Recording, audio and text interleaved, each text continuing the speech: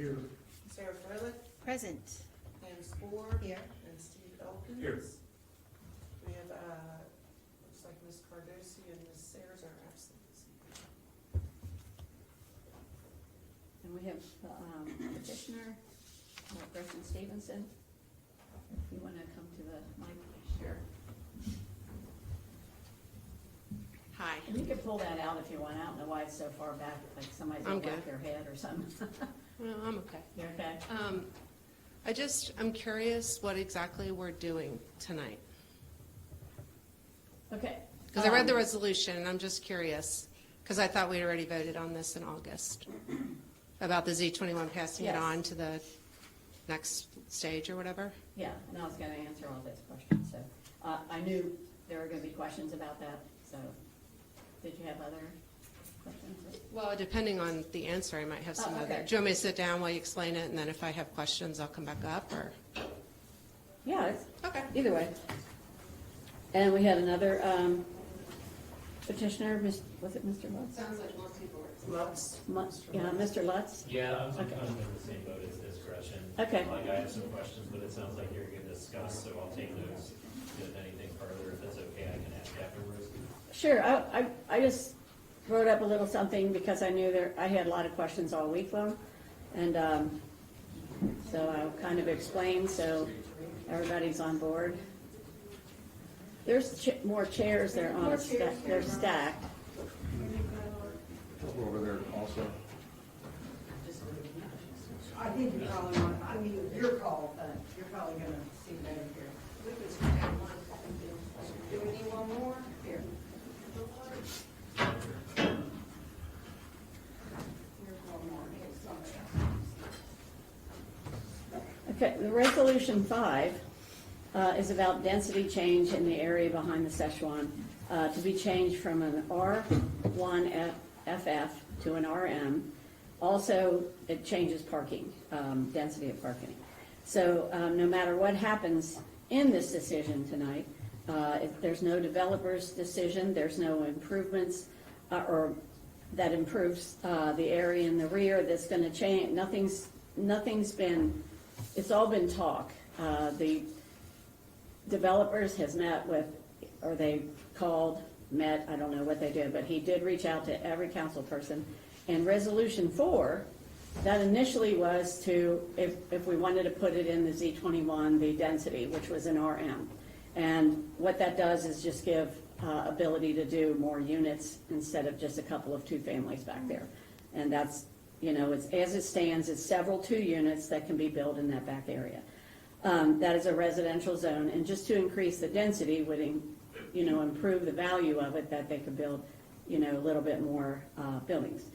Anyway, the resolution 4, the way it was read was that it referenced a memo, and in that memo, you can't just put a resolution with referencing a memo, according to the attorney. So he said that he called Laura about exactly how she wanted the wording, and I have it in an email that he addressed, because there was a question from Sarah about that as well. And he explained that he concurred with her exactly the wording, that she didn't want the, and then the vote was taken after that didn't want the RM in there. And I think there's a parking density as well. So the difference in that was just taking out that density. There was a couple things, and improvement in, I think, a density in parking as well.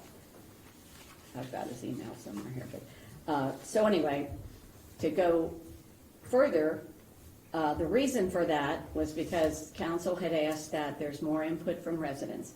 So the developers had a meeting on their own down at his business and invited, I think, 60 residents abutting the property to talk to everyone. And there were a lot of other people that did show up from there. He said there was residents were there that abutted the property, but there were many other people that came too. In fact, some of you here came.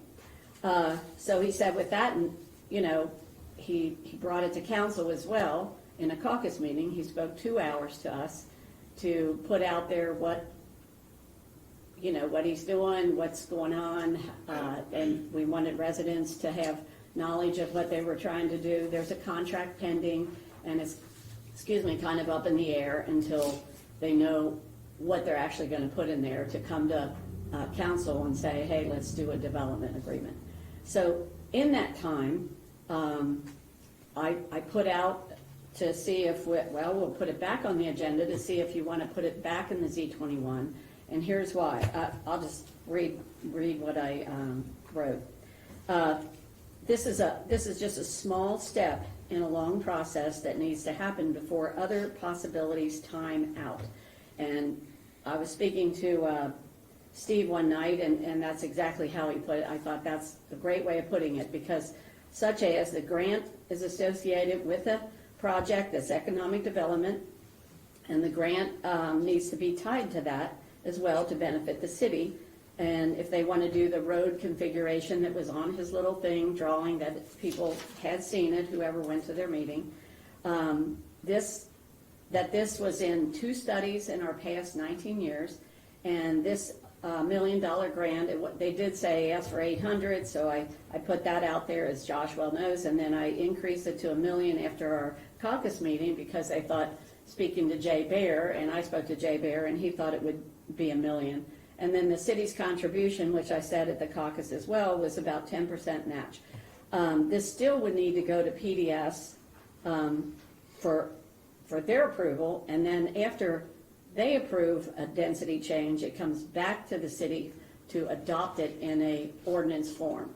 So that's 2 readings. So that could be 2-3 months away. So that would open the door for the next 2-3 months to adopt it or not, talk about it more. But there, again, there's no development agreement, and this would just be another step that council is involved in for discussions. There's a lot of moving parts. There's talk of land swaps, so the city would not pay additional money. There's nothing done until it's all written and council works it out with the developers, and they work through this. Would like to address some miscommunications on social media as well, because I've gotten all week long, last week and this week, as calls, my weekend as well, that the questioning of everything on social media. The R-M, this is a density change for it's a multi. It's not, it just gives more. It's still residential under 35 feet. Fort Mitchell has it, and you can read all the little guidelines that they have. It can't be taller than this. It can't be more than a certain square footage. So this was mentioned in the PDS zone, and that it would be beneficial during the 8 years that we spoke about the Z21. We were 8 years, this goes way back until I think 15 or 16 it started. And what Park Hills needed, that they needed this, and then it was kind of not talked about for a long, long time.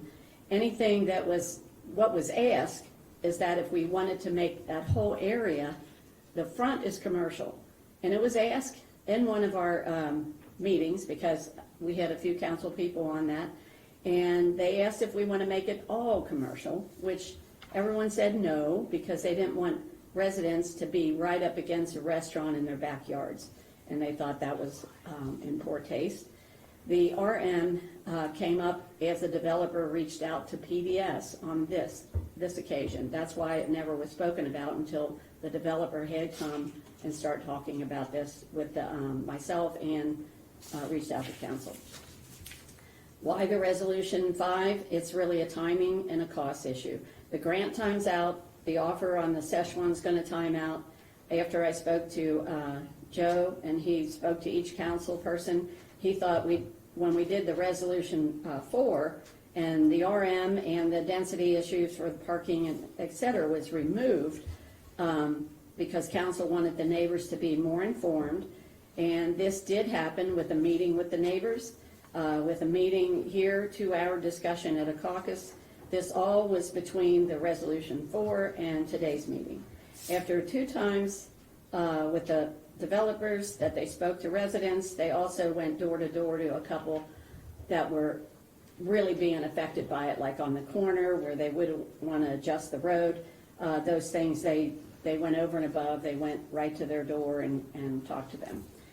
So these things, I thought, okay, well, let's see if we'll take it back to the council since they've had resident input or notification.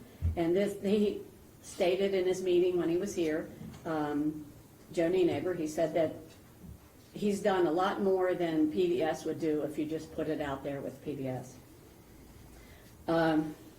Instead of the possibility of the Z21 is to speed it up instead of possibility of April or May. If you go through the Z21 now, and Joe pointed out, and then after that's established, go back and ask for a density, that takes months and months to get it, you know, a zoning change, go through all the meetings and back and forth, and then have ordinance done and 2 readings for that. So that takes us probably till April or May, or who knows, maybe even later or not at all. But one of the concerns that Ms. Stevenson had mentioned to Mr. Nienaber, he had talked to me about her phone call to him, that she was worried about the city didn't know about the 10% match, which I did mention in the caucus, and I said again right now, there is a 10% match. For $1 million, it would be $100,000 that we'd have to put in for a new road that would reconfigure Arlington to come out with one light. She told him that she knew that a grant needed a development to be associated with it as well, and that the Arlington fix would be a good thing. I hear from people that get their information from social media that their concerns were a lot of misinformation, comments on social media that I purchased, that the police is a backdoor mayor. I have purchased a police department building and operated behind the scenes with budgets, and the city should be run like a business. I would like to correct all that. I've always been open to talk to anyone that calls me. I speak the truth.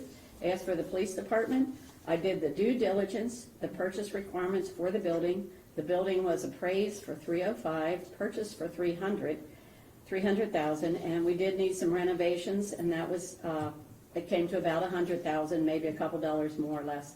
The only repair that was done after the fact was an HVAC, which went out 4 months after the purchase. The HVAC was in good condition, and it had a maintenance agreement for some time on it. And we still continue with that same maintenance agreement. As for, and I actually came back to council to ask for the additional to put the new HVAC out there. As for budgeting and running like a business, when I ran and got on council in 2010, it was because the city was in a negative balance of $28,000 plus dollars. Plus tax kept getting increased. This was very concerning to me.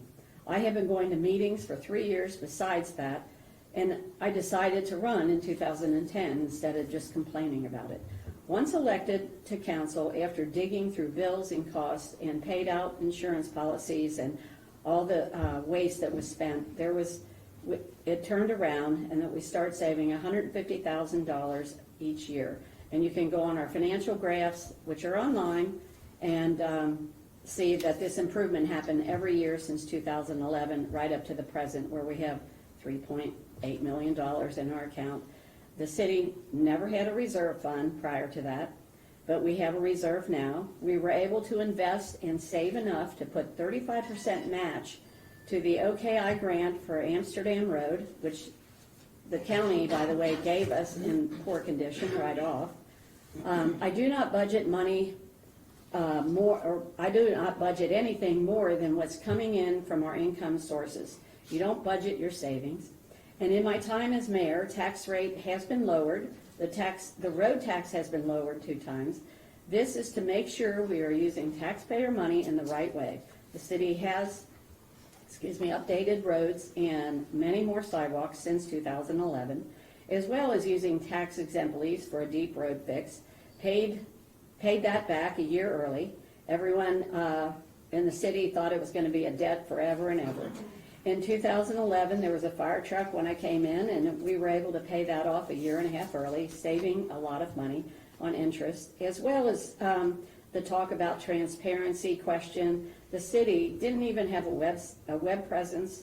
Once the web and internet was established, documents were posted, financials were posted, Minutes and much more are now available online at the touch of you can go on there and look at it. And we keep trying to improve that. I'm about using taxpayer money properly, not for any agenda of my own. I am a business person that cares for the people of this city, and how the money should be spent and what is used for is for taxpayer interest only. I learned that from a lot of reading and what was going on in this city prior. And I am so dedicated that the taxpayer money should be spent for a taxpayer's purposes, only for that. Those who post lies and don't know me at all, I am not afraid to speak the truth. You can email me, you can call, you can stop in this building any day that I'm here and talk. I've served this city well and would continue to do so in a truthful and by the rules. Truthful manner and by the rules. I love serving the city, and the social media critics make it undesirable for others that want to step up to serve for fear of slander and defamation of character. And that's what I have to say before we go on to more business. So, Mr. Lutz, would you like to speak? Did I get skipped? Oh, Gretchen, Yep. you can come back up. Thanks.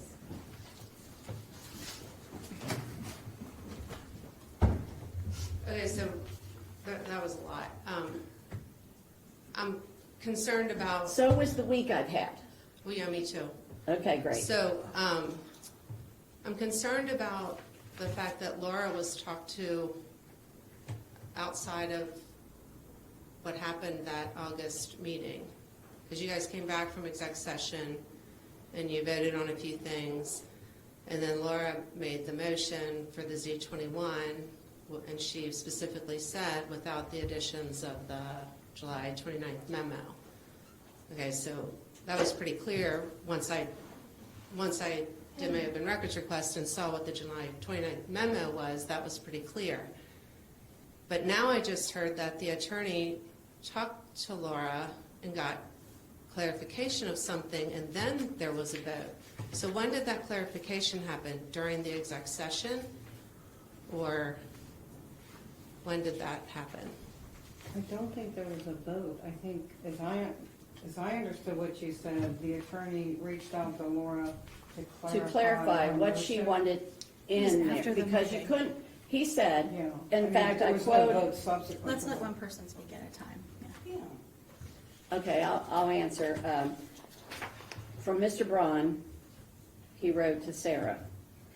She had that question, that very question. Can you he's- read my question first? Do you have that in your email? Yes, I do. I wanted to raise a concern about Resolution 24 as published. It doesn't reflect Resolution number 4, I'm sorry. Resolution number 4. It's resolution number 4, 2025. Oh, okay, excuse me. Yes. As published. It doesn't reflect the motion that was approved by council on August. Okay? The motion was said, council made a motion as recorded. It forgot that, first of all, it was made a motion to table. That Kathy, I'm sorry. Can you please just read what I wrote? I will. Instead Will of you interjecting? just leave me finish? Okay. Thank you. There was a motion on the table Right, to table it. To table it. So right. they could discuss it more. It was tied. But it was tied, so Didn't then pass. then she made this motion for a memo. Okay, so, Well, to not include the memo Kara- of July 29th was what the motion was. To pass Z21 on. right, and I'll get to that. Okay. So, to finish her, Sarah's email, the council motion to record, as recorded in the minutes, was to move the Z21 package forward to Kenton County Planning Commission, with the exception of the proposed changes made through the memo dated 7/29. However, the published resolution has different language and does not reference the 7/29 memo at all. Given the importance of accuracy, especially in a zoning-related matter or legislation, this is now in question. I'm requesting that this resolution be reviewed and updated to match the council what council approved. This will help ensure that public record and accurate avoid confusion of going forward. Here's a specific, and then she compares The City of Park Hills, Kentucky hereby supports the finalization of the adoption of planning and zoning services to Kenton County Z21 code, formulating and plan for evidential adoption, use to new and updated zoning code of City of Park Hills, accepting the RM zone, circulating off-street parking changes, and change along Dixie Highway from RU to RM, which the city does not approve and should be excluded from further review. However, the minutes clearly reflect an actual motion that was made. Was Ms. Cardosi made a motion to approve the resolution to move forward with Z21 package to the KCPC for review with the exceptions of the proposed changes in the 729 memo, seconded by Ms. Rowley. Okay, so Mr. Braun, he got back, Mr. Braun answered her with, there is really no concern because the minutes only meant to reflect what occurred, not necessarily to be so specific, and they do indicate that the resolution was passed with the exceptions or proposed changes added, and such was included in the resolution. The resolution doesn't need to refer to any memo, as the wording or exceptions are included in the PDS understanding. At the meeting, council agreed to pass a resolution with those exceptions added. Afterwards, I went over Ms. Cardosi with Ms. Cardosi and asked her if these were the specific three things to add as exceptions, and she concurred, and the resolution was thus amended to read this, with those specific inclusions included. No need to amend anything. However, this may be a moot point based on a new resolution to be considered on Monday. What he told me when we talked was he said he had to clarify it because a memo, just to say a memo, there's no memo. The memo had in it, and you saw it from Open Records or whatever, the memo had other things that were environmental that were talked about quite a bit. And the things that were concerned were talked about maybe in executive session. And so he concurred with her of what to do. So there's no,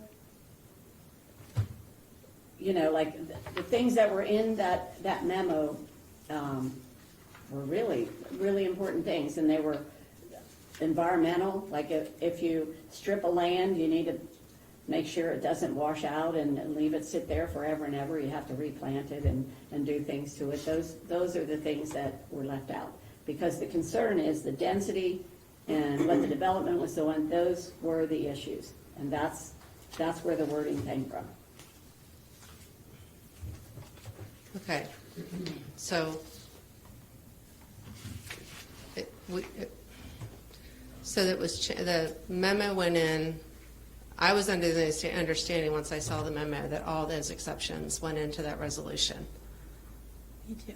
And that's how it was voted on, what I observed. Sometime after the meeting, Laura clarified she was only worried about the density, the two first items on the memo, but the hillside stuff and all that, I guess Laura was okay with. And she should have maybe spoke more clearly and said the first two items of the 729 memo or something, because she was okay with the hillside exceptions and other environmental things that were on the memo. She was concerned about three things. Can Okay. I respond? So here's, because I'm really having trouble following it, and I'm sure people who haven't followed it are very confused. But so that motion Laura proposed passed 5-1. That tells me that everyone here, Mr. Elkins, Ms. Freilich, Ms. Sayers, and Mr. Claypool, all had read the memo. They all voted to exclude the memo. So Mr. Braun going ex parte and having a conversation with Laura and then changing what Laura meant, that's fine. That's what Laura wanted. But that wasn't voted. That's not what was voted on. What was voted on was these 5 people on the entirety of the memo. And if Laura didn't mean that, there should have been another special meeting called.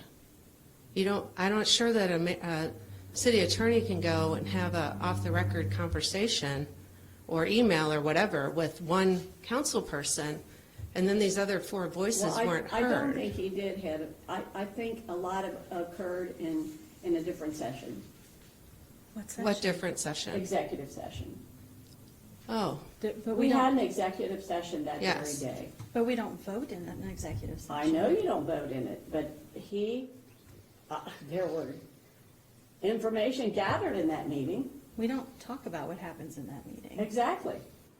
But I'm saying, Mr. Braun was in that meeting, and he gathered information from all of you that we can't speak of. How's that?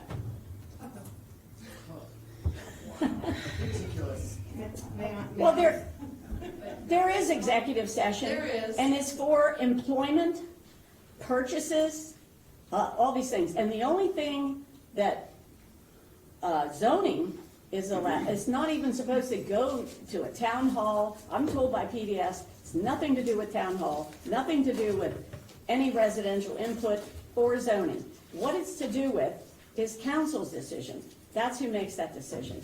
And some things are just done in executive session because it's for council, an elected official, to understand. There are some things that's what they're elected to do. so the density and the RM and that stuff was clarified by Laura during the executive session to Mr. Braun. I can't say I don't that. think that should be discussed, and I think Mr. Braun isn't here to clarify. Nor is Nor is Laura. Nor is Laura, right, and, you know, It's unfortunate we But- call a special session when two people aren't here. well, I think no one knew they weren't gonna be here, I Could have been coordinated, but it wasn't. could it. And this is a really important issue, and we have two of our Yeah, representatives and not here. I would like to just, if I could say something, is it okay? On social media, it was stated that I forget the exact language, but participated in a coup. What I did in the August meeting is I voted to table the resolution.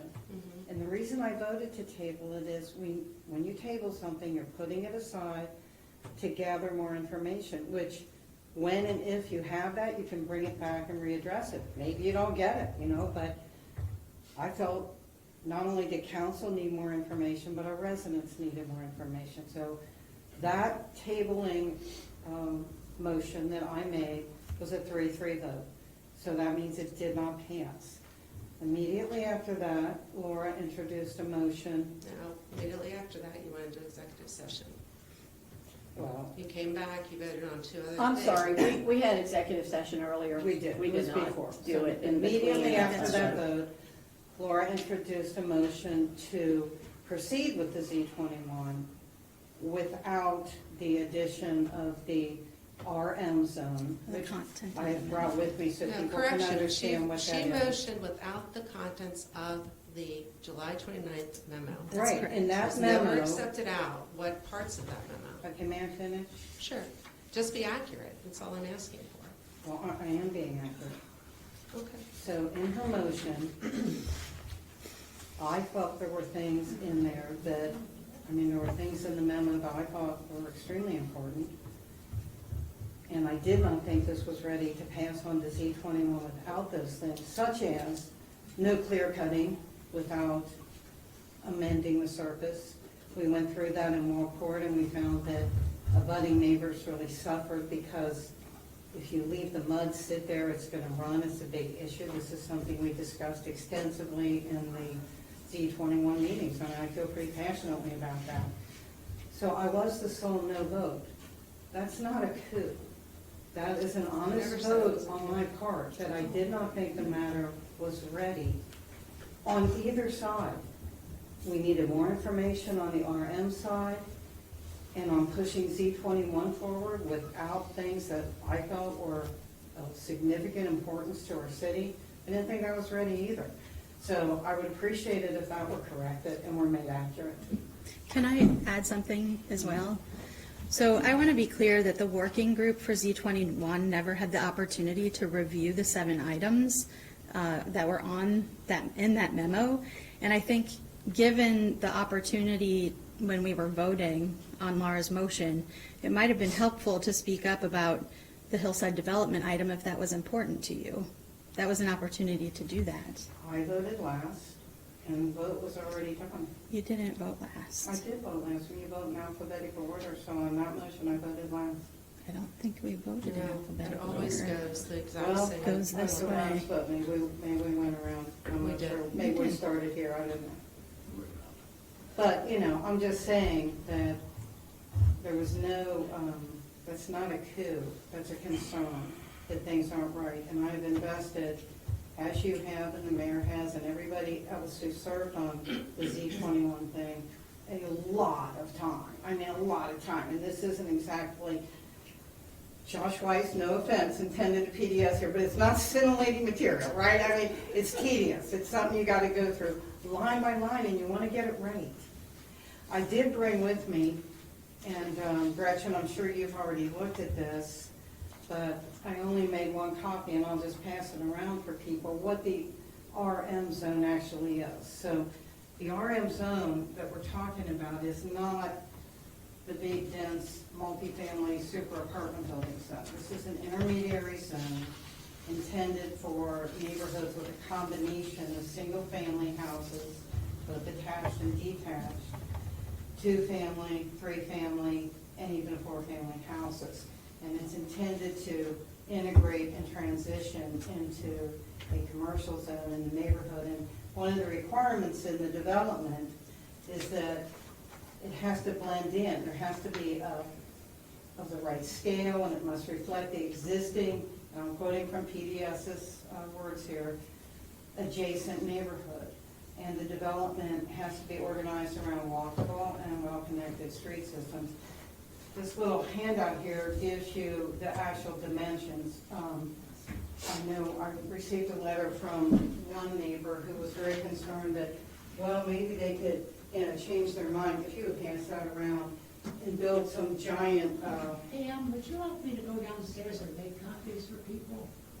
sure, but you can get this online too. It's on, you can pick it up online. But the idea is that you cannot, the maximum height in this zone is 35 feet. And I thought his concern was valid, so I just wanted to, people to see what the zone actually permits. It can include single-family houses. And if you look at Arlington Road, both south and north, I can see why this zone was recommended by PDS. Was it recommended? It was recommended by the builder. What this supposed to look like, or just something? No, that's from Okay. PDS. This is- They, All right, they it doesn't have, look like any. no, they just any have neighborhood. these sort of Okay, things on got there. it. No, not at To all. clarify that. Yeah, no, not a good look there. And the whole reason, like I said, for asking for, I had a consensus, and I thought I'd bring it back to the table for council to decide if this goes into the Z21, and it's only because of timing. If the time, and in a short time, the grant runs out the end of December, okay? That's it, it's gotta be committed to something. So if it's not committed, am I right, Josh? Needs to be committed. The grant needs to be committed before December. Isn't that when it runs out? There's not a strict timeline, but the fund will probably be gone, yes. Right. So that's a timing. The developers have timing on the contract, and all this, was up in the air, so this is about timing. That's the only reason I put it out there to council, since they've had the things that they asked for done, and that's to put it out to the public, get the residents to know. We're worried about the abutting residents to know what's going on. Excuse me, and I think they did that. And so that's why we're back here. And again, this has to go to PDS, then if they approve it, it'll come back to us for 2 readings, at which time anything that's in the Z21, the Bible of Z21, can be changed or undone and put before an ordinance is even done. So this is just the first step to helping the timing of everything that that would need to fall into place or fall down. So, that's all, you know. May I ask a question? Because I think there was a little bit of a mixture of talking about the grant and talking about the zoning code. And I want to be clear, you know, it would be interesting or different if we were coming here today for a special meeting to talk about whether we wanted to apply for the grant. Since there is, you know, a certain dollar amount that the city has to put up for that. But we're not here to talk about that because that grant was already applied for without us talking about it as a council. And, you know, I mean. Because I I'm not didn't here ask to- for any, I just asked for an application. I didn't ask for money. I have to come to, you guys for that, council for that. And there's no money involved. An application is just an application. And It's that's just like fine. the- I'm trying to separate the two topics because I feel like that they were really mixed together. Because the zoning code for Z21 is not the same as the grant. They're not intertwined. And I just wanted to make sure everybody understood that. No, they're not, but there's a timing issue of linking anything to a development to even, you know, I'm sure another city would love to have the money and get, you know. And the grant, like, we can apply for that without changing the zoning. Yes. That's my understanding. Would you agree, Josh? I'm sorry. You can, But it has to be tied to a but development. the correct, do you want me to go to the microphone? Can I read Sure. it here? Yeah, and by the way, the mayor asked me to be here tonight just to talk about the process and things like that. I still have questions. That's fine, I'm just taking the microphone, so. Here. So the grant, as we talked about last week, the grant is not for, the grant is specifically for development / redevelopment. So while it does not need to be tied, the grant is not tied to zoning, the grant is tied to a development, and only a city can apply for the grant, if that helps, if that makes it a little more clear. When we have a certain period of time to accomplish what we need to use the funding from the grant, should we receive it. You do. So we don't have to say, have the zoning change yet, like right this week, to have, in order to actually get the grant. Well, Awarded the grant zoning on the wouldn't be 7th. changed right this week, Sarah. I understand that. I'm very aware. Let me just make a comment, just to clarify a couple things. I voted to table because I thought we needed to discuss further. Then when it was proposed, I also had concern that planning development had been waiting for this, because they had a timeline to get things done. So I said, knowing that we'd come back and have these discussions, that it wasn't committing anything, let's go ahead, vote yes, get it to them, let us start working on everything else. We can always go back, like we're talking now, to add in some tweaks. So this grant has to be tied to a developmental project, which we've heard the developers say they cannot do with single homes. They need the multi-home. So Mayor applied for the grant, tied it to that package, you know, and if zoning doesn't change, they're not gonna do it. And so then you're not gonna get the grant. So if that clarifies things. So, And if I and may- even what we do tonight, let me just say one more time, even what we do tonight, the mayor's mentioned this doesn't bind us to anything. It just helps keep the ball rolling. And that's what I was voting for last time, and that's what I'm here this time to discuss and vote again, is just to keep the ball rolling. If we put a big X on it right away, then there's no grant, we're not gonna get it. And this development may fall apart. Just to, I And want we may be to, stuck with the eyesore for longer.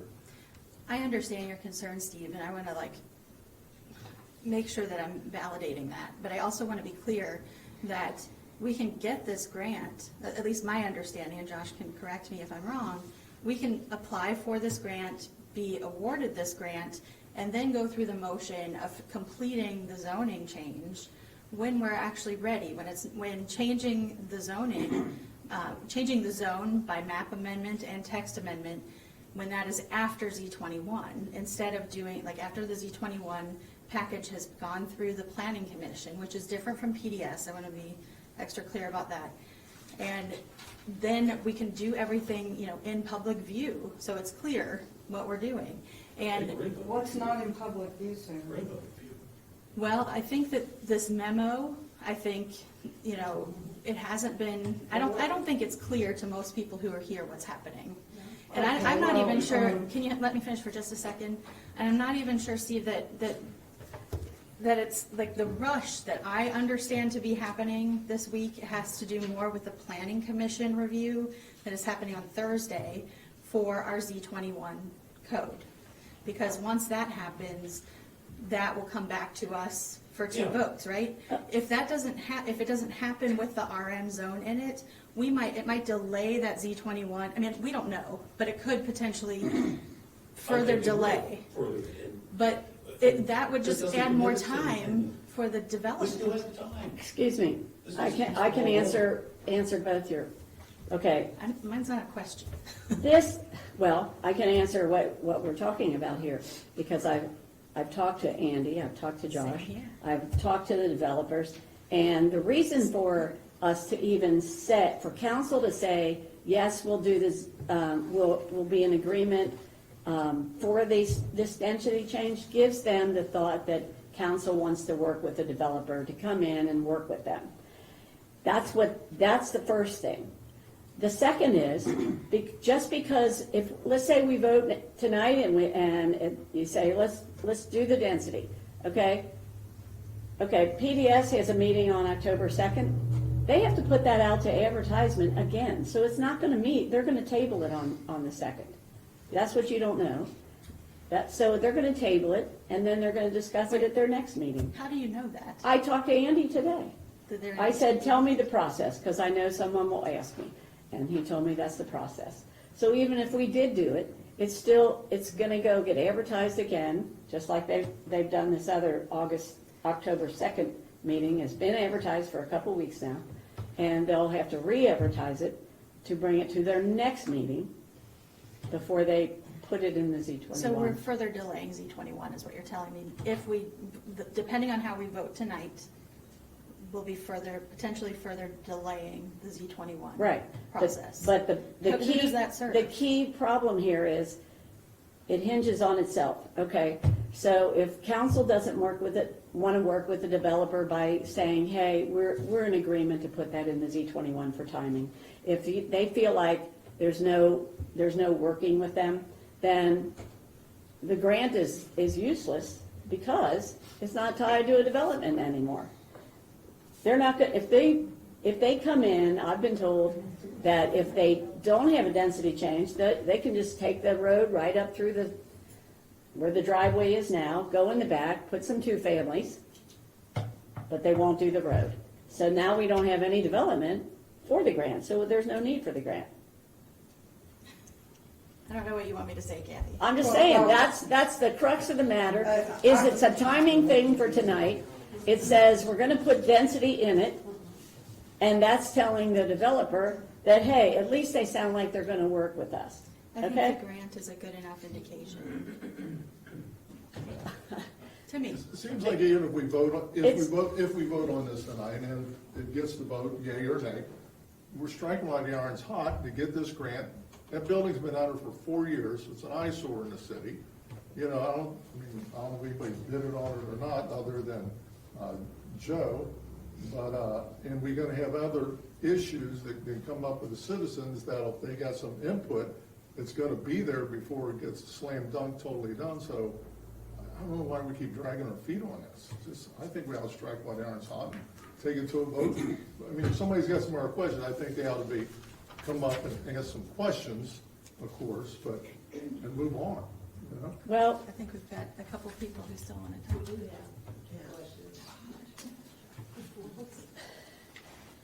the main thing is, again, I'll just say, it was a timing issue, and I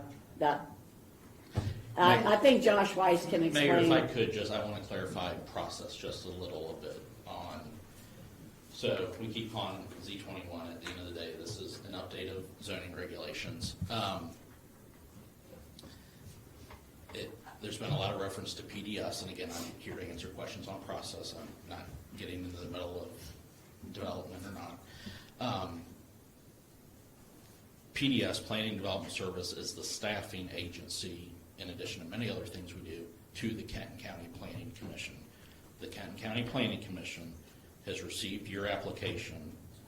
They will have their public hearing, right now scheduled for Thursday. Yeah, it's October already. That's a recommendation. And just with any other zone change, it comes back to city council, and you all will have the ability to change anything within reason, within zone. So there's two more you got to do that on 2 readings here. So I just want to clarify that is the process. I think there were a few people saying a few different things, so I just want to make sure everyone was clear on what the actual process is. I think you have a question, Josh, for you. Mr. Weiss? Hi. Does the staff still provide their recommendation to the planning commission for what they feel would be, like, from expert opinion? Since this is, we do, and depending on what sort of resolution the council passes, that is the city putting forth how they want to move forward, I guess is the way to say If it. there was like a glaring issue, your staff being expert staff. would Absolutely. make a recommendation. Yeah. Okay, Absolutely. I didn't know if Yeah. anybody else would be aware of that, so that's important. Yeah, absolutely, yeah. That's a good point. And they're a very skilled and educated staff. They're professional planners. I'm a big Yeah. fan. Well, thank you.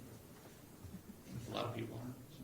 I have a question. Has there been any studies to show that company open, I guess rentals are available in Park Hills now, if this is the best use for our community to add more rentals? We don't track that as an agency. Okay, I'll address Yeah. the Yeah, but it just, council then, let me clarify something, just so, again, from a process standpoint. It is currently zoned today. Someone could go in there and build duplexes today without some of the things that were kind of the standards you wanted in place, et cetera, that were discussed at the last meeting. So just be clear about that it, somebody there's could a lot, do. there's a lot of duplexes Correct. around here, correct, yeah. Correct, yeah, yeah. It I just was don't want an people to architect think that it around the would house. just, yeah, Thank you. yeah, just want to clarify that. But I guess just, I'm seeing as I even drive around, a lot of rentals, there are for sale rent signs, and so I just don't know if that's the best use, and I'm just asking council that.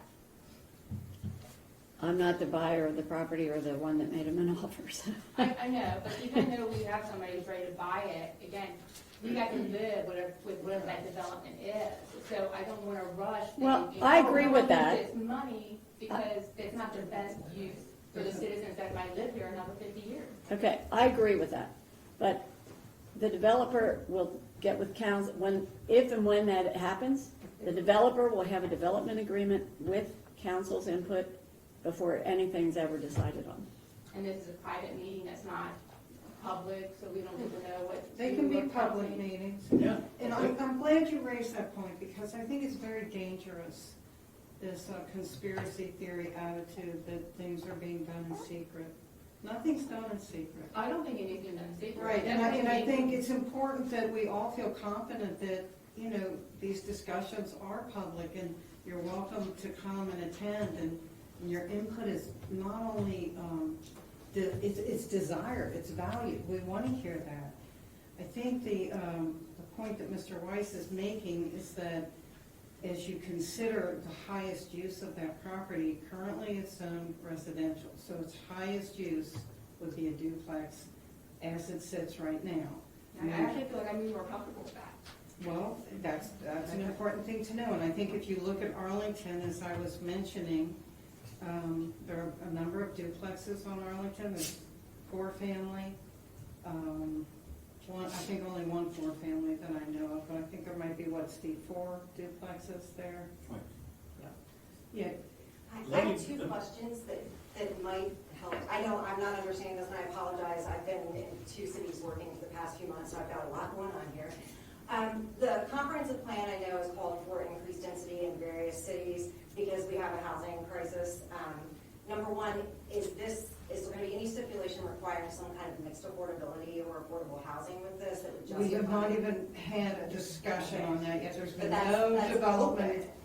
Please. That could be open to a request? We have not had any, yeah, sure. I mean, these are all things that you talk about in a development agreement. Yes, and, you know, I've written many. With that, as far as increasing density, because this is a nominal increase, which could seem kind of arbitrary, or could also give the impression of impropriety, I'm assuming in the comprehensive plan or within your discussions for the zoning change, the zoning regs update, there is like a targeted capacity increase for units? Like, is there like 41 more units, or like, what was the number for the city? This would help validate this I discussion. believe the number of units that they are talking about is actually only 20 units. This is a small piece of property. The increase overall for the whole city, like what's the target over 10 years? Do we have a comprehensive plan? We have one that's very out of date, so I really I've can't never seen answer it. that Okay. question. You haven't done your update yet? No, but I will say this, because, you know, this gets back to, this would be a very initial step. There's so much more that has to happen, and it may tank everything, we have no idea. In terms of, for me personally, I think it's very important to be sensitive to the abutting neighbors, Yes.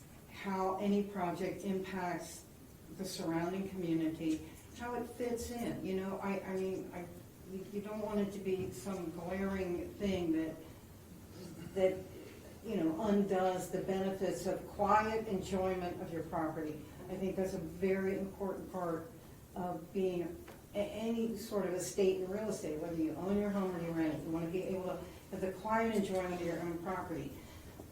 This zone that I passed around is that sort of transitional intermediary thing where you really are held basically to the dimensions of a residence at the residential zone, but you actually have stronger setback requirements. So whereas in the residential zone, you only have a 12-foot setback, this requires 25. So that makes your green space in between abutting neighbors much more significant. And that's something, again, you address in a development agreement, how you want that space to work for the community. Sensory buffering. Yes. So yes. my last question, obviously the projected revenue that we'd be bringing in from this is likely to change because right now we're starting to see a shift in housing, sales and housing, what type of housing is expected and desired. But I would assume there is a number that you're getting some kind of estimate on increased revenue capacity from this versus if this were single-family homes or commercial or some other use overall for the property. Do you know what that number is? If you put single-family homes there, I mean, you're looking at, you know, what, 3 to, you know, at the current zoning, or 3, what did he say, 3 to 4 duplexes? I think he said 4. He said 4, yeah. So this is Maybe more, 5. these are townhomes. So they probably, I can't give you an exact dollar amount, but I would say probably, you know, at least 4 or 5 times what the alternatives would be.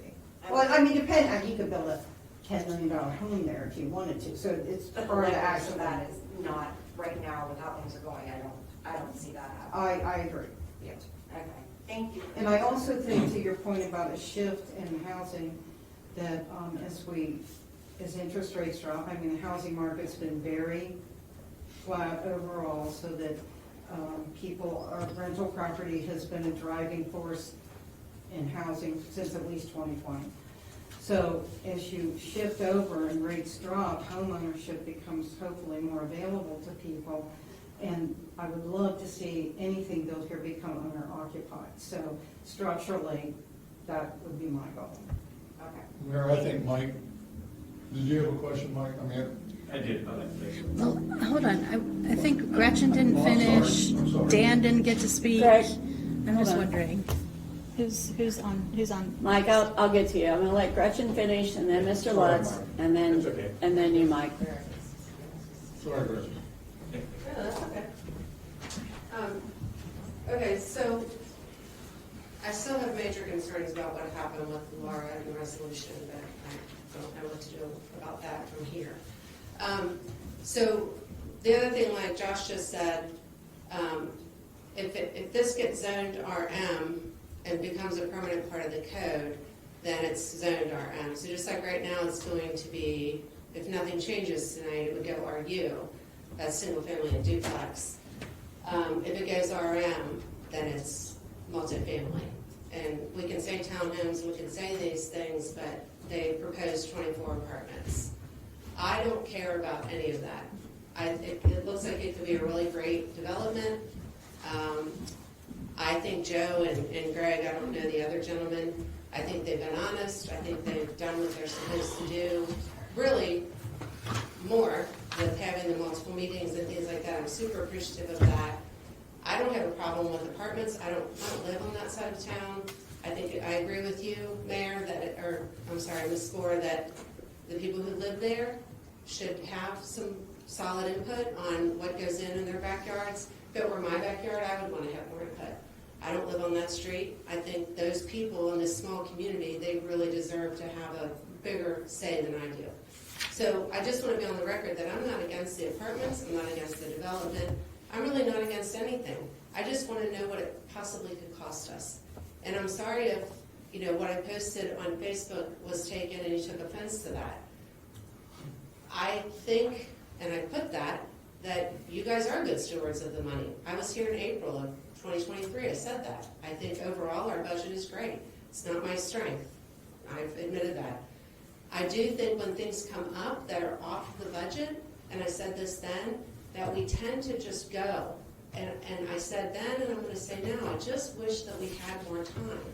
I wish that Joe and Greg had come to the city in May after speaking with the council members, that I wish we had May caucus. And all of this could have been hammered out. And all of these people that are confused about what's multifamily, what's D21, what's this all could have been discussed.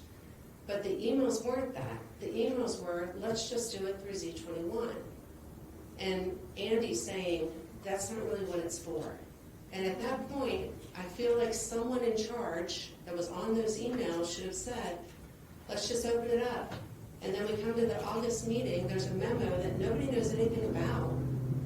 I wasn't on the committee, but it was a lot of those Z21 meetings. Just bring the memo forward? I had it the next day by noon. And it just baffled me that we voted on something that you guys all knew about and we didn't know. And it's public record. I had it the next morning from TDS at noon, so I couldn't figure out why it seemed secretive to me because I didn't know. So I'm asking again, like I asked in April, if we could please just have some figures, you say you talked to Jay, that's great. That was one of my questions. Has anyone talked to Jay? Yes. Or are we just going on what Greg Berlin said? I've talked to him and so did the developers. I knew Greg did. He said that. But I wanted to make sure someone from the city also heard from him. Have we talked to 801 Arlington? Yes. You've talked to her? I've talked to her a while back. The developers talked to her about what they wanted to do. And I understand that, but I think the city needs to talk to her. Was she going to want $30,000 to go through her front yard? That's up to the developers and her. That is not So up the to. developers are paying for that land? Yeah, all we'd be paying is, if we do the grant, we're putting in 10%. If there's no grant and no road, we're doing nothing. How do we know that? I know that Well, because it's 10%. That's the 10% match. I understand the grant, but Okay. we don't know what this project costs, do we?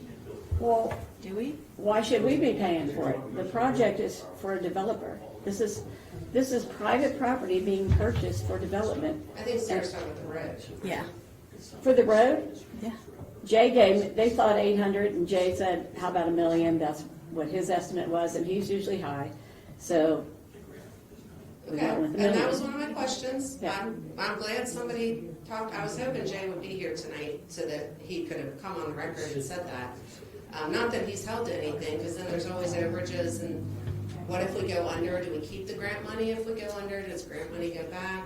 Is the purchase of 801 included in the grant money, or do the developers buy 801? Because if The grant money can only be toward the road. Okay, so if we're going to buy 801 with the grant money, No, oh, that, who buys No. it? Who's Okay. buying the domain of that? they have to, they're gonna take on that property, right? So they're gonna have to make her an offer, The developers. the developer. Got it. We don't make that offer. That's not what, I haven't an email, but that's not what they said. So there's some confusion there, and I'm okay with that. That's There how is- it was explained to me. Okay, Because but I there's told him, confusion we're not there. putting anything but 10% of the grant. That's all. I And, said. and what they told me is that the purchase of 801 would be included within that $1 million. So because, and I could be wrong, but Let's- Yes. no, I want, these are hard figures that I have questions about, my tax money being spent. I'm also concerned about the land swap, which you seem to That- address that as well, and they also have addressed that. And in the developmental plan, or the development plan, I would hope that it could be in there, that that's gonna be even.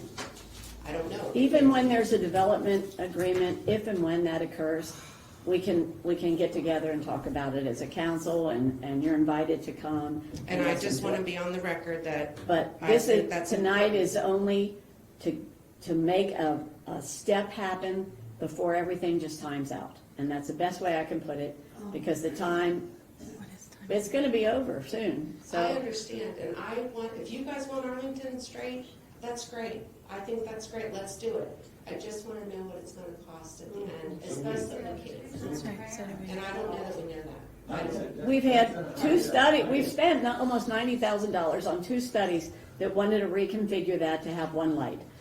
We keep spending all these money on studies and then do nothing, that's kind of a waste too. I agree. So- I don't want to, and if the grant. I mean, when I money's got there- in, I thought I wanted to do something, but it's like forever to do anything, because that's been, we can talk about it until cows come home, and then nothing happens. Again, I just want to state, we're not committing ourselves to anything here. I agree, there's still questions to be answered. Lots And if of- we get the wrong answers to those questions down the line, then we don't do it. Exactly. That's as simple as that. This is just to keep the ball rolling. It's not committing anything.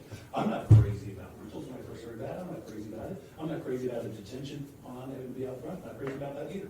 So I haven't made up my mind fully on that, but I don't want to slam the door on this now when we potentially could lose out on the opportunity to straighten Arlington, get rid of the eyesore. I just want to keep the ball rolling towards that. Does it say that I'm committed 100% to it? No, because we have questions still. I agree. And I would say, I actually think it's faster for us to actually continue the process that we've started and move forward from there. Because can't you, the same thing you're saying, can't you switch it when the ordinance comes back for talking? Change Absolutely. it to RM at the first? No, reading? you can't do it. Yes, then. you can. They can apply for it, and maybe, is Josh still here? I'm sorry, that's incorrect. My conversation with Andy, To an RM change then tonight. Doesn't make any sense. If you can change it, You can. I didn't hear the question. What was the question? I to, think it's- to just, during the ordinance stage, that we can throw the RN in then. No, But It has to be notified That's not by the- PBS. This is where I will defer to your city attorney. You have the Yes. ability to make some changes. However, the important part is that potential changes you want, when it comes back to you, need to be on the record at the planning commission public hearing, and the best way to do that is what you all are talking about doing. but I think the question actually was whether you can change to an RM zone after Z21 is complete. And my understanding is that you can. Yes. That, not arbitrarily though, that would be an Correct. entire that would be a 4 to 6 month process on top of that. That's the issue. Yeah, fine. And to just tag a little We bit still- on what it's you gonna be said, the Steve, same. no one in the city is benefiting from the structure that's standing there now. It's a hazard, it's a health hazard, and it's not benefiting any of our business owners or residence owners. I think the removal of that structure will be a benefit for all of our businesses because it Absolutely. creates opportunity for them. I think we all agree with that. I don't think anybody thinks that it looks great. Got any more questions, young lady? I mean, I understand. It's complicated, I agree, it's complicated. It's very complicated. Well, thank you for coming. She hasn't- Mike, or I'm sorry. Is Dan Oh, I'm still sorry. here? Dan?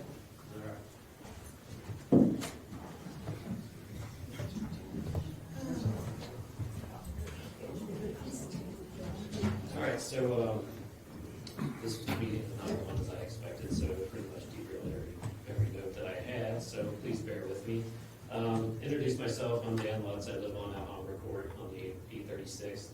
I've been a resident here since 2008, my wife since 2006, her grandma moved here in the 50s. So a lot of history here. And I did send each of the council members an email this morning.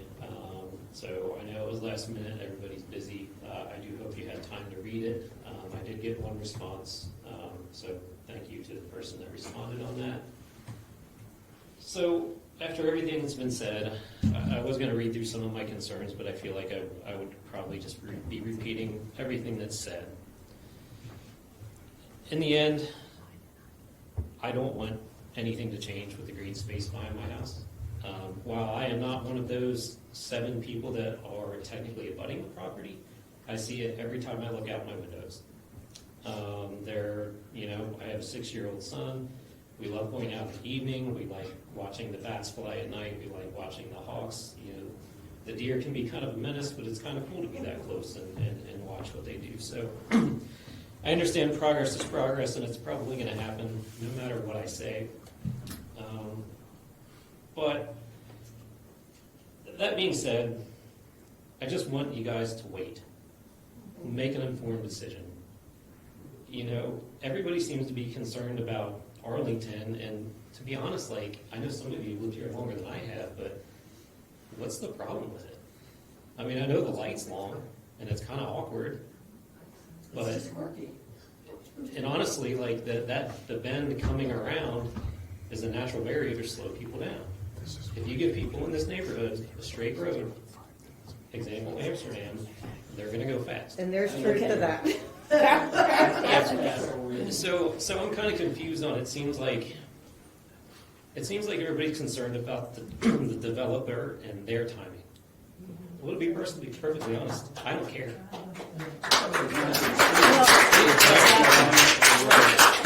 No, I understand that, but Mr. Lesk, I'm going to interrupt you for a Sure. minute on the developer. He came to us with a plan. He said he talked to each individual. He had the meetings, et cetera.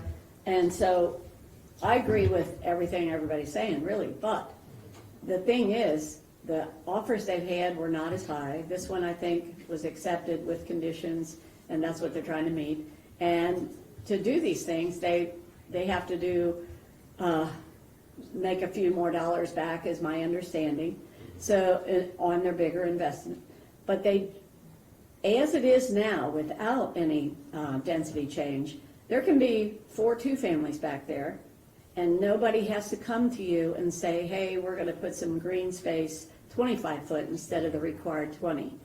These developers seem to be willing to work with people, and they don't want to make them mad, is what I understand. We've been told that numerous times. I know Joe has said that in several times that we've talked.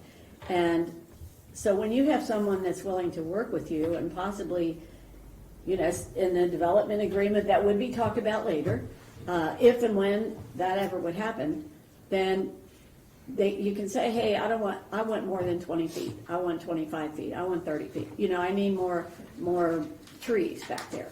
right. Those things can be discussed at that point, because as it stands right now, someone could just come in, put forth, and not ask anything, just do the minimum setbacks, the minimum greenery, and be done with it. Right, and I do understand that, and I'm not saying we should ignore them altogether, because that's just not a smart thing to do, but, so Joe owns a business in Park Hills. As far as I know, none of them actually live in Park Hills.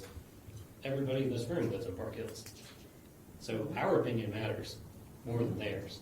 Right. So all I'm asking is that, But we want to be business friendly too, because I've already heard things that, No, I agree. wow, council is really against a business in our city.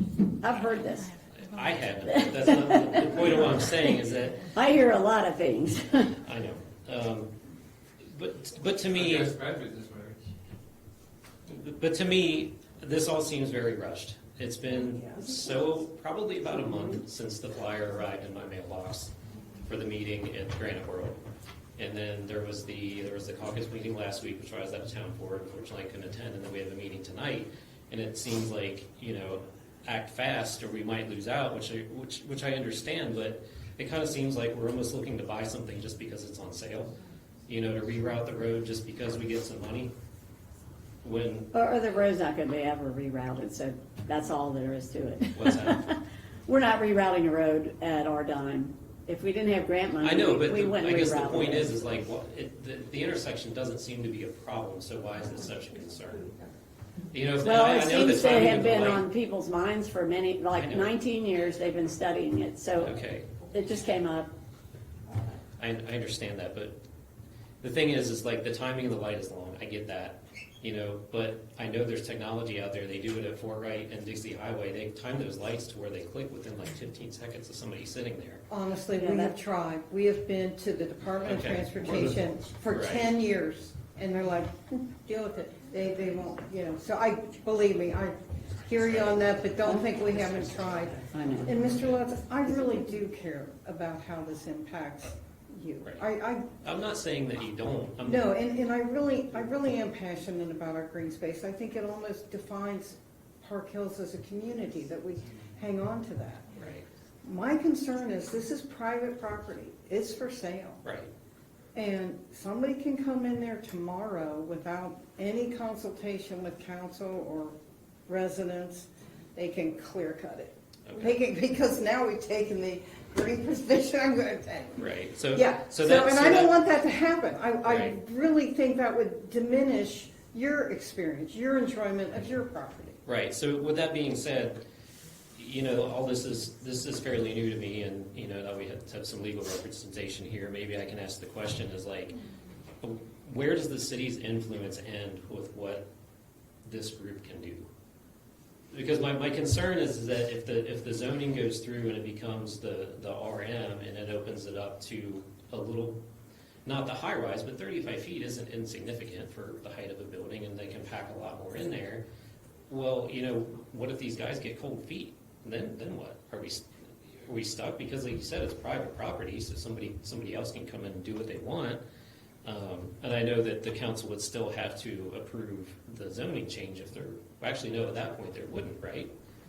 Because it would be RM. I will say this, regardless of how you feel about the road, the only way to control private property is typically through some kind of development agreement, because the city is bringing something to the table. By bringing the $1 million to the table, that will provide the city the opportunity to dictate certain things and certain parameters for any project that's going to be within this area. Okay. It is a tool that can be used and to be highly effective. I would encourage mayor and council to go through community engagement, several meetings. Absolutely. To where it's not you all just making a set of demands, but it's really based on people who have their view shed tampered with versus just people that are contiguous to the property. This is super important, but this is a really big tool that you can use. Right. So that's kind of what I'm looking for, because like I said, I know progress is progress. It's going to happen. People with money can make things happen more than anybody in this room can. But maybe in the interest of everybody's time, I do have some more questions about, there was the comment about, density equaling value. I don't know, value to who? Not me. So with Ms. Spore, when you read through the RM guidelines, and there's the statement about it has to blend in with the existing. Like, who actually makes that decision? We do, Okay. and you do. That is where the statement that you just made is important. That's where you have your leverage. Okay. Because we have a development agreement, and we control that. And that is where that comes in. That is how it differs from somebody going in and just building the 3 duplexes. Okay. Yeah. Okay, and then my last concern, and maybe this may be inconsequential or not, but the developer has referenced the Drawbridge Inn, the former Drawbridge Inn, as a project. That makes me a little bit nervous, because I don't know exactly how many years that's been a dirt pile, but it's been a while. Well, And that I project don't wanna is, look at that. that's a huge project. I understand that, but it's been sitting for But a very I long time. think if you look into the history of that, the city of Fort Mitchell was working with various partners and developers to obtain what they wanted to go there. Right. And I know they originally worked with, I believe, St. Elizabeth Hospital. I mean, there's been a number, maybe it was Christ It was Hospital. Christ. It was Christ, you're right. Anyway, there's been a number of That's things Fort in Wright, there. though. That's not Fort Mitchell. It's Fort Mitchell. That's what- It's, It's Fort Mitchell. no, It was um, proposed. where where it's gonna be, I think they're calling it the Ormsby. It's a massive development, and I think it involves 4 or 5 developers, so. Does it relate to our project? Probably not at all. Okay, just something that came to mind, but in the end, like I said, these are developers, and while they may be very fine and upstanding gentlemen, they are selling a product and they want to make money. I feel like it's very important for everyone in this room to protect themselves because we are the ones that have to live with it. They don't care. Right? When push comes to shove, money wins. And I think I mean, everybody knows that. and they're not So in it that's, for. so that's my plea to council when you vote. Keep everyone in this room and everyone in this neighborhood in mind. And for the record, I'm the one that shared the letter that Joe handed out on Facebook. And I'm glad that I did, because honestly, most of the people that are sitting in here, I lived in Mount Homer for 17 years, and I'm pretty active, and I run, and I bike, and I honestly don't recognize most of you. So I'm glad that I posted it, I'm glad that there's a turnout, I'm glad that people care. That's all. Thank you. Thank you. Thank you. And I'll let Mike speak, and then we're gonna move on to business.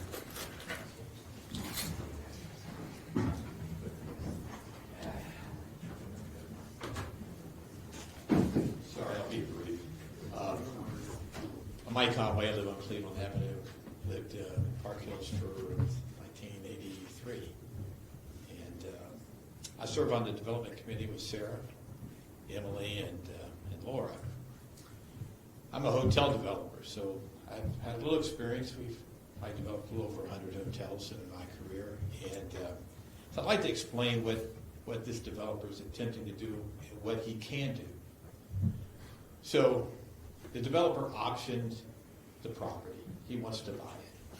So he has an agreement with the developer. I don't know any of the specifics of the agreement, but it has timelines on it. Generally what we do and what he did is that he's put up earnest money that's refundable up until a certain date. My understanding is after the October, sometime in October timeline, he has to put up hard money, non-refundable. So he has to be fairly assured, just like we would be fairly assured, that we have an opportunity to develop something. And that's really what he wants to hear from Park Hills is, do I have an opportunity? Do you like this project? If you don't like the project at all, tell me now so I don't have to go through this whole process.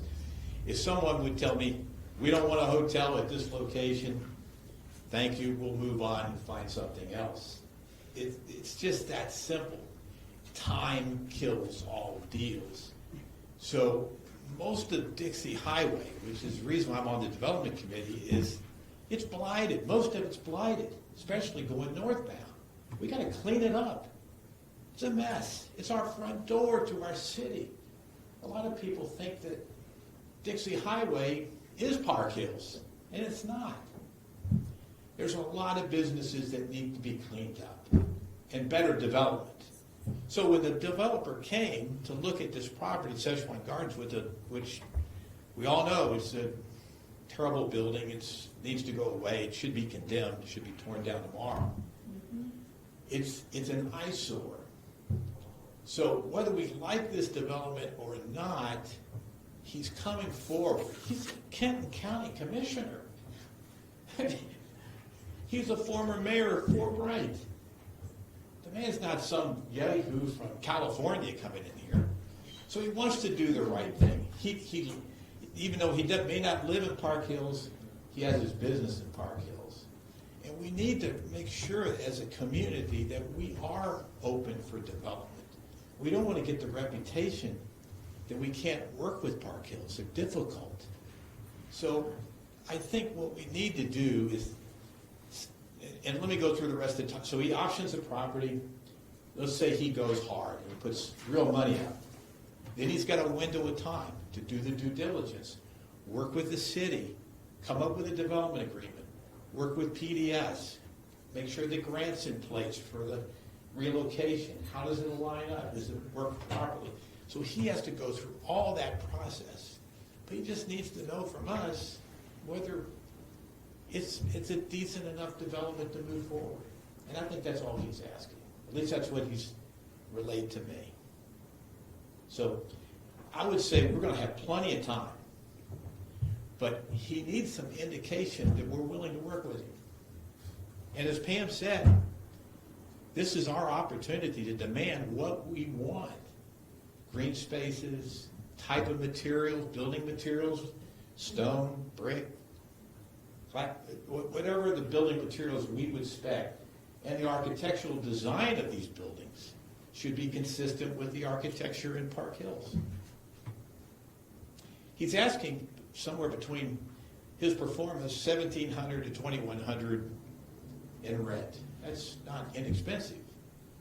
And it should represent a quality development. So I just say, I think we're kind of really jumping over a couple of steps that we just need to step back, let him go through the process, but give him some indication.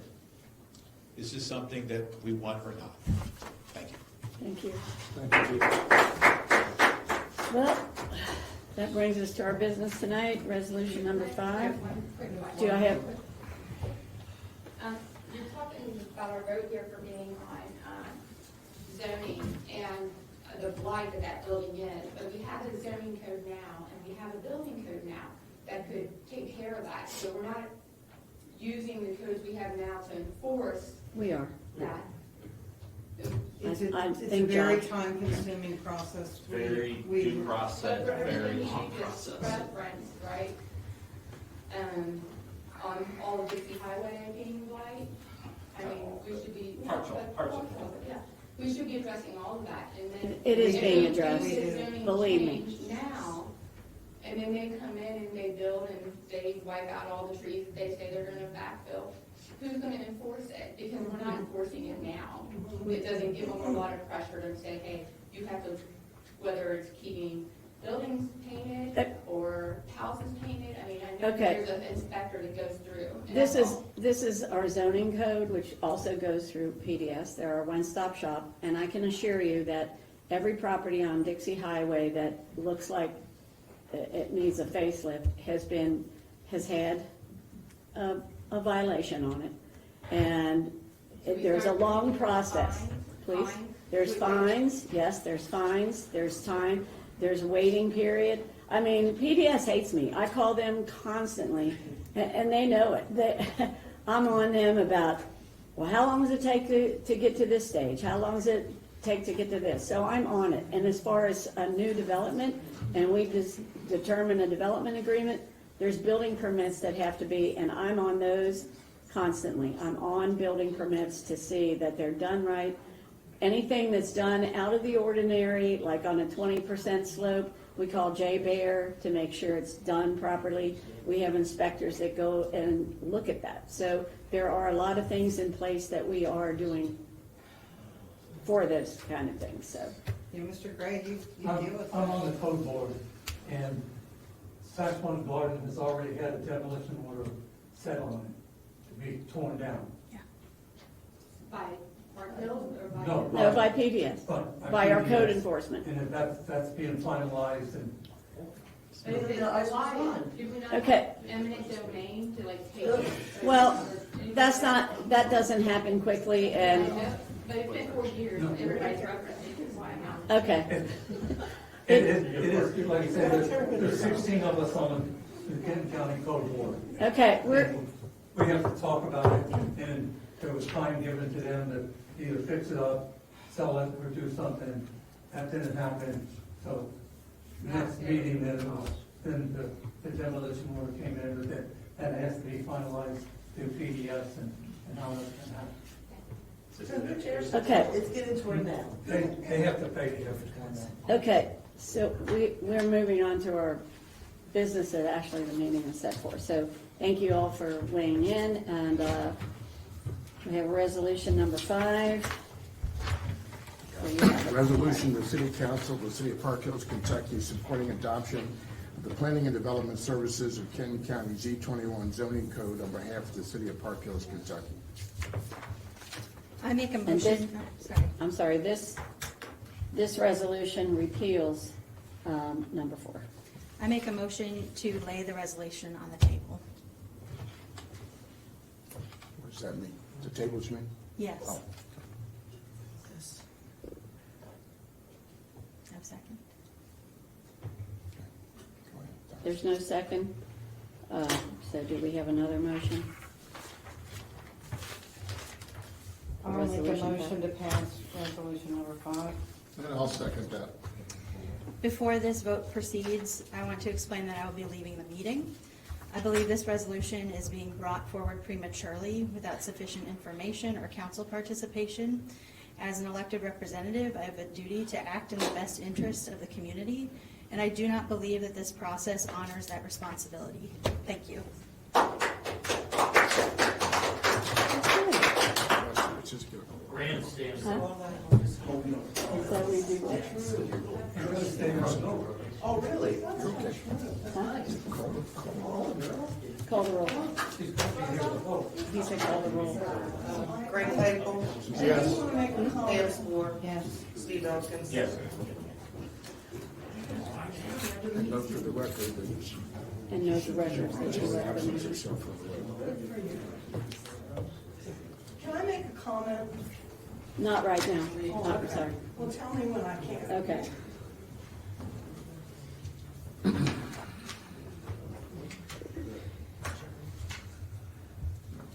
passes 3.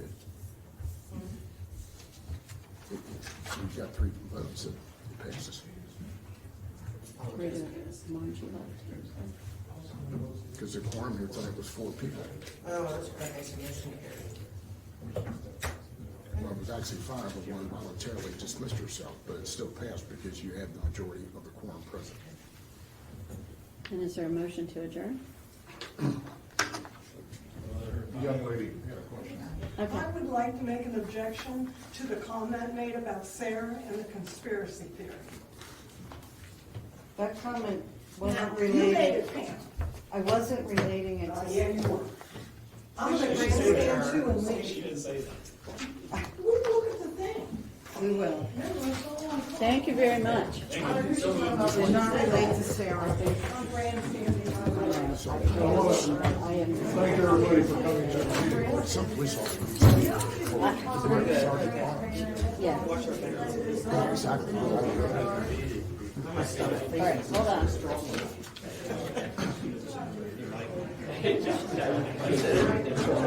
She's definitely. Huh?